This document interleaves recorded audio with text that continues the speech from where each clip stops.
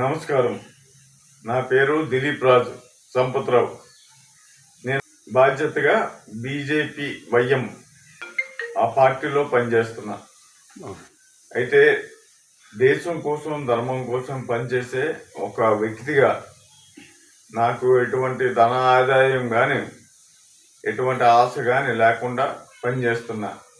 ఈవేళ కొంతమంది మాట్లాడుతున్నారు, ఏంటి మోదీ గారు జిఎస్టీ పెంచారని. అదే జిఎస్టీ లేకపోతే ఈరోజు మన దేశం ముందుకెళ్తుందా?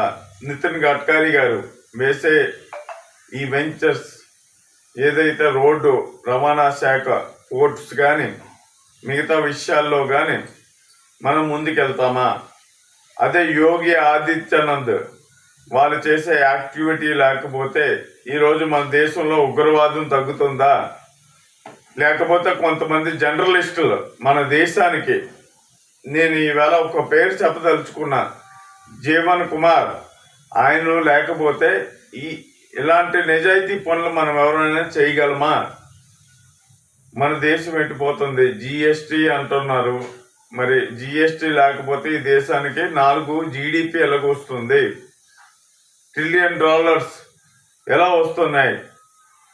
ఇది అంతా మీరు గమనించాలి. ఒక దేశానికి మీ అందరూ కూడా సేవ చేసే లెక్కల్లో మీ అందరూ ఉండాలి. నమస్కారం.